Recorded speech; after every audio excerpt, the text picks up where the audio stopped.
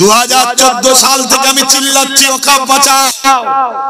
তখন অনেকে আমার বিরুদ্ধে কথা বলেছিল না বলেনি? আজকে হারে হারে বুঝছেন না, বোঝেন না? আমি বলেছিলাম একটা দিন আসবে তোমাদের অস্তিত্ব বাঁচাতে পারবে না। আমাদের যদি এই ওয়াকফকে বাঁচাবার জন্য আমাদেরকে গণতান্ত্রিক ভাবে সংবিধানের রায় আমাদেরকে লড়াই করতে হবে। আপনারা কোনো খেয়াল করে দেখেছেন? ওয়াকফ তো বিগত 77 বছর ধরেই চুরি হচ্ছে, তো হঠাৎ করে কেন্দ্র সরকার আবার বিল করতে চাইলো কেন? 77 বছর তো চুরি হচ্ছে, তো বিগত বছর ধরে যেন ওয়াকফ আমরা পাইনি। মুনাফিক মুফতি, মুনাফিক পীর পীরজাদা সাজিয়ে তাদেরকে আমাদের কাছে প্রজেক্ট করছে। তারা ঘুরিয়ে ফিরে আমাদের ভেতর থেকে ঈমানের পাওয়ারকে বার করে লিবার প্ল্যান করছে। কোন শাসক যদি মনে করে ক্ষমতা আমার হাতে, পুলিশ আমার হাতে, মিলিটারি আমার হাতে, দেশ আমার হাতে, কোর্ট আমার হাতে, সব বাহিনী আমার হাতে, এই সুযোগে এই দুর্বল কমজোর সংখ্যা কম এই মুসলমানগুলোকে এই সুযোগে মিটিয়ে দিতে হবে। এদের মাদ্রাসা, এদের মসজিদ, এদের ওয়াকফকে মিটিয়ে দিতে হবে। তাহলে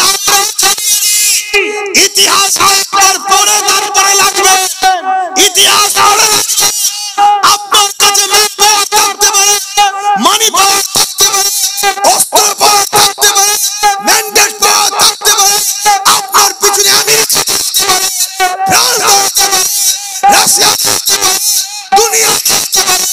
মনে রাখবেন, যাদের দিলে পাওয়ার আছে, এই পাওয়ার মোকাবেলা পারবে না।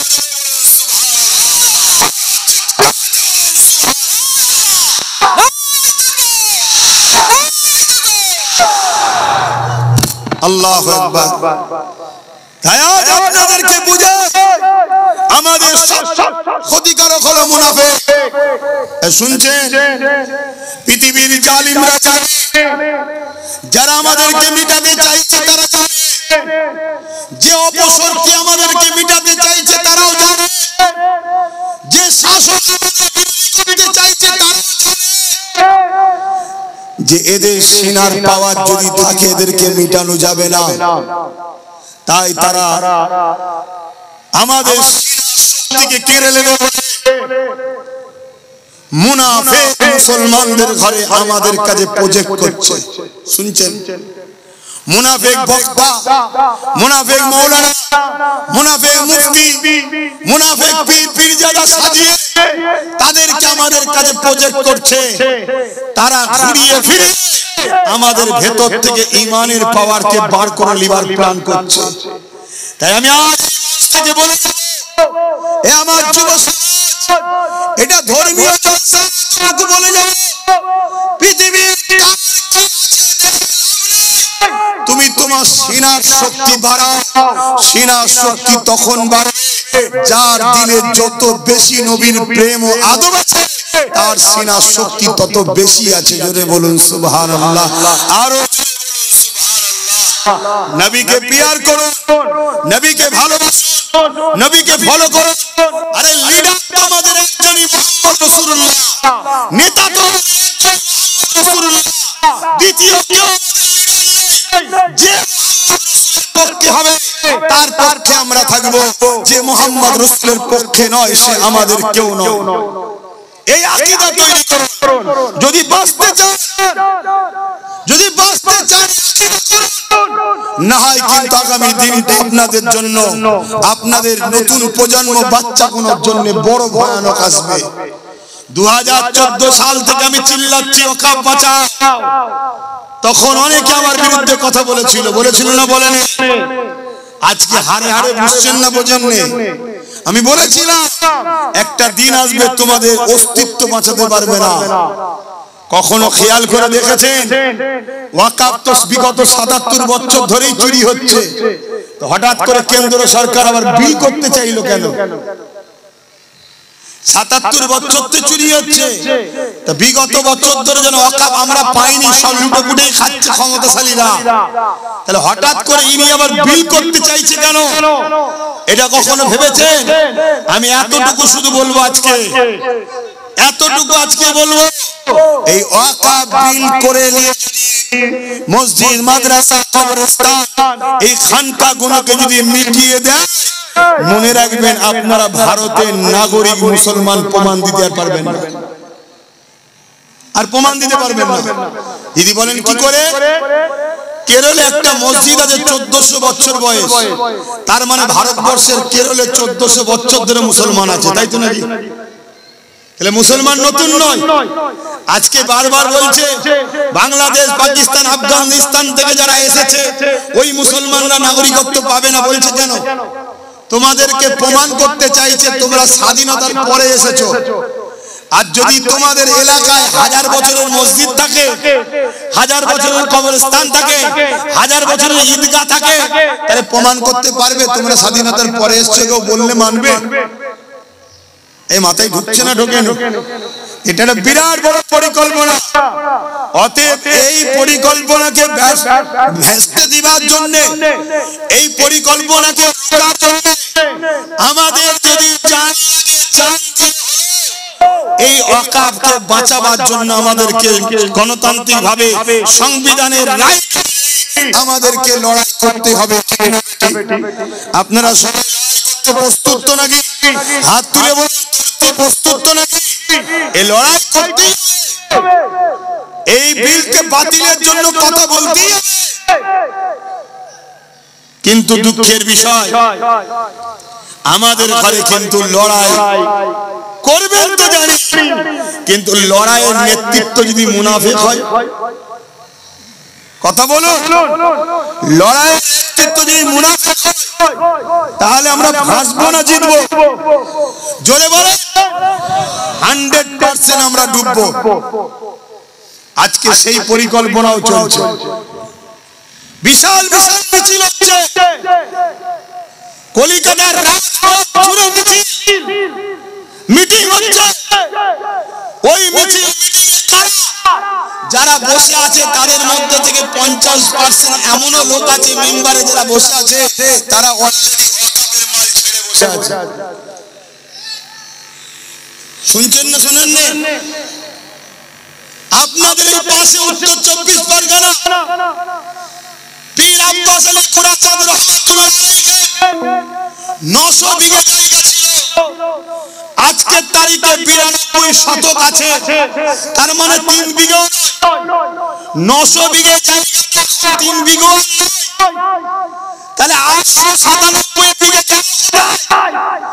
যারা 897 বিঘা ছেড়েছে, তারা তোমাদেরকে বাঁচাতে হবে, কালা খাই করতে হবে।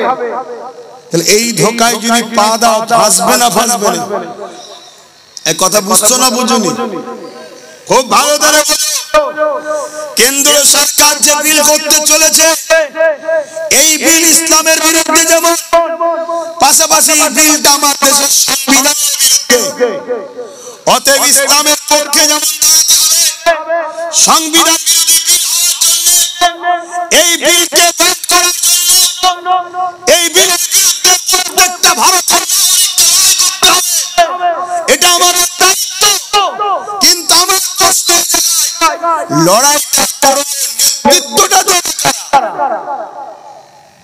কলিকাতার বুকে 70টার উপরে মসজিদে তালা রয়েছে, যারা তালা মেরে বন্ধ করে রেখেছে, তারা যদি নেতৃত্ব দেয়, আর তাদের পিছনে মসজিদ বাঁচাও, মাদ্রাসা বাঁচাও, কবরস্থান বাঁচাও, ওয়াকফ বাঁচাও, মনে আমার কথা মাথায় ঢুকছে তো নাকি? হয়তো আমার অনেক ভাই ভাববেন যে ভাইজান এক হওয়া দরকার, আমিও তো বলছি এক হওয়া দরকার, কিন্তু এক হবেন কার সাথে? মুনাফিকের সাথে না মুমিনের সাথে? কারণ ইসলামে কখনো সংখ্যা লাগে, ইসলামে কখনো কামিয়াবি হওয়ার জন্য অস্ত্র বন্দুক লাগে। আমার মঈনুদ্দিন আজহারী কামিয়াবি হয়েছে না হয়নি? ইসলামে লাগে ইমানদার, অতএব নেতৃত্বটা ইমানদার ঠিক করো। আজকে বড় দুঃখের সাথে বলবো একটা কথা, আপনাদের অসুবিধা হচ্ছে। মোমেনের পিছনে দাঁড়ান। মোমেন চিনবেন কি করে? যার দিলে রসুল নাই সে মোমেন নয়, যার দিলে রসুল আছে সে হলো মোমেন। অতএব ফলো করুন সে আপনার নবীকে কোন নজরে দেখে, নবীকে কিভাবে ভালোবাসে, পিয়ার করে, এটা আপনাকে খেয়াল করতে হবে। তো ভাইয়েরা, সময়ের দিকে খেয়াল করে আজ বেশি কথা বলতে পারছি না, শুধু এতটুকু বলবো, ওয়াকাফ কি জিনিস আপনারা বোঝেন? কারা কারা বোঝেন না একটু হাত তুলুন। আচ্ছা হাত নামান। কারা কারা ওয়াকাফ কি জিনিস বোঝেন হাত তুলুন, আমি জিজ্ঞেস করবো কিন্তু। ওয়াকাফ কি জিনিস বোঝেন কারা কারা, তারা হাত তুলবেন। আমি জিজ্ঞেস করবো দুই একজনকে, দেখেন দুই একটা ছাড়ার হাত নেই। তার মানে ওয়াকাফ কি জিনিস আমার কম বোঝে না। খুব ভালো করে শুনেন, ওয়াকাফটা কি জিনিস ওটা একটু বলে যাই। ওয়াকাফ হলো ইসলামেরই একটা পার্ট। নামাজ, যাকাত, যেমন পার্ট, ইসলামে আল্লাহর রাহে মুসলমানরা কোন জিনিসকে দান করে এটাকে অফ করা বলা হয়, আল্লাহর রাহে উৎসর্গ করা হয়, এই সম্পদকে বলা হয় ওয়াকাফ সম্পদ। মুসলিম ধরি অনেক অর্থ, অনেক জমি আছে, তা থেকে কিছুটা হোক, 50% হোক বা সম্পূর্ণ হোক, আল্লাহর খুশির জন্য মসজিদ, মাদ্রাসা, কবরস্থান বা মুসলিম গরিব ছেলেদের পড়াশোনার জন্য আল্লাহর রাহে দান করে গেছে, একে বলা হয় ওয়াকাফ। কথা বুঝে আসছে? এটা সম্পূর্ণ মুসলমানদের ধর্মীয় প্রপার্টি। তাহলে আমার হিন্দু আছে, তারা যেটা তাদের ধর্মের জন্য উৎসর্গ করে দেবদেবীর নামে, সেটাকে বলা হয় প্রদত্ত সম্পত্তি। আদিবাসী ভাইদের আছে, সেটা হলো জঙ্গল সম্পদ। 2023 সালে কেন্দ্র সরকার আদিবাসীদের জল জঙ্গল সম্পদকে কব্জা করে নিয়েছে। জঙ্গল কেটে আদানি আম্বানিদের ব্যবসা চালাচ্ছে। 2024-এ মুসলমানদের ওয়াকাফে হাত দিয়েছে। যদি ওয়াকাফকে এরপরে হিন্দু ভাইদের সম্পত্তিকে নেবে, কেন আমার দেশের কেন্দ্র সরকার সে না মুসলমান বিরোধী না হিন্দু বিরোধী, সে একজনই বিরোধী, আদানি আর আম্বানি। কথা বুঝছেন না, বোঝেন না? এই জায়গায় যেমন আদিবাসী ভাইদের জল জঙ্গলকে ফিরিয়ে দেওয়ার জন্য লড়াই দরকার, মুসলমানদের ওয়াকাফকে বাঁচানোর জন্য লড়াই দরকার। আগামী দিন হিন্দু ভাইদের যাতে হরণ না হয়ে যায়, এখন থেকে তার প্রস্তুতি দরকার। কথা বুঝছেন না, বোঝেন না? অনেকে বলে মুসলমানদের সম্পত্তি এত আছে অন্য কারণে, এটা মূর্খের কথা শোনায় আপনাদের ঘরে, এটা বিভাজন তৈরি করতে চাইছে। শুনে রেখে আমার হিন্দু ভাইদের, দুটো মন্দিরের যা জায়গা আছে পুরো ভারতে মুসলমানদের ওয়াকাফ জায়গা অত নয়। দুটো মন্দিরে এত জায়গা আছে। টোটাল ভারত মিলিয়ে মুসলমানদের 27 লক্ষ বিঘে জমি আছে। কত? জোরে বলো। 27 লক্ষ বিঘে জমি। আর আমার হিন্দু ভাইদের দুটো মন্দিরে 27 লক্ষর বেশি জায়গা আছে। তাহলে এরপরে ওইটাকে হাত দেবে, শুনছেন তো নাকি? আরেকটা কথা বলি, আমার পশ্চিম বাংলায় ওয়াকাফ আছে না? এই কথা বলবেন না? না, পশ্চিম বাংলার বিষয়ে বলা যাবে না। কি বলা যাবে না? পশ্চিম বাংলায় আছে 1,43,085 একর। 1 একর মানে 3 বিঘে। 1,43,085 একর জমি পশ্চিম বাংলায় আছে। তার মধ্যে ওয়াকাফ বোর্ডের হাতে 75 একর জমি ওয়াকাফ বোর্ডের হাতে নাই। ওই 75 একর জমি, 75,000 একর জমি কারা দখল করেছে? পশ্চিম বাংলা সরকারের আমলারা দখল করে রেখেছে। শুনছেন না, শোনেন না? তাহলে মোদি বা কেন্দ্র সরকার একা দখল করছে না রাজ্য দখল হয়ে আছে? এক কথা বলছে না? তাহলে আমার মসজিদের বিরুদ্ধে যদি কেন্দ্র হয়, তার বিরুদ্ধে রাজ্য যদি আমার মসজিদের জায়গা ছেড়ে দেয়, এখানে হবে না।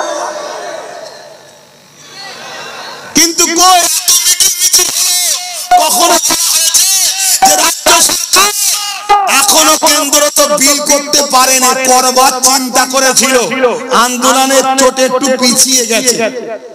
কিন্তু যে আইনটা 1995 আছে, ওই আইন অনুযায়ী যত ওয়াকফ আছে ওয়াকফ বোর্ডের আইনটা সবকে দিতে হবে। কথা বুঝে আসছে? তাহলে আমার রাজ্যে যারা আন্দোলন করছে তথাকথিত বক্তা মুলি সাহেবের নামে, তারা কই একবার তো বলছে না যে রাজ্য সরকার 75,000 একর জমি এই বাংলায় বেদখল হয়ে আছে, ওই জমিগুলোকে উদ্ধার করে দিতে হবে। এই বলছে কেন বলেন? তাহলে এরা মুমিন না মুনাফিক? আর এই মুনাফিক যদি নেতৃত্ব দেয়, আপনারা জ্ঞান হবেন। আমি কি বুঝাচ্ছি? মাথায় ঢুকছে? কষ্ট হচ্ছে? খুব ভালো করে শুনুন একটা কথা। যেমন কেন্দ্র সরকারের কাছে জমিন মানছে না, আপনার ওই আইনকে বাস্তবায়ন হতে পারে না। আপনি বিলকে প্রত্যাখ্যান করুন। আপনি যে ঘিরে চক্রান্ত করছেন, চক্রান্ত থেকে ফিরে আসুন। এই আন্দোলন যেমন হওয়া দরকার, ঠিক তেমন তো বলা দরকার রাজ্য সরকার আব্বাস আলী করেছেন হুজুরের 900 বিঘে জায়গা বার করে দাও। এ বলা দরকার আছে না? না কই বলছে? এর থেকেও একটা ভয়ঙ্কর কথা বলবো, শোনার ক্ষমতা আছে? শোনার ক্ষমতা আছে? কার কার শোনার ক্ষমতা আছে? তো হাত নামান। আসেন তার আগে একটু সালামটা দিয়ে নি। হে নবী সালাম।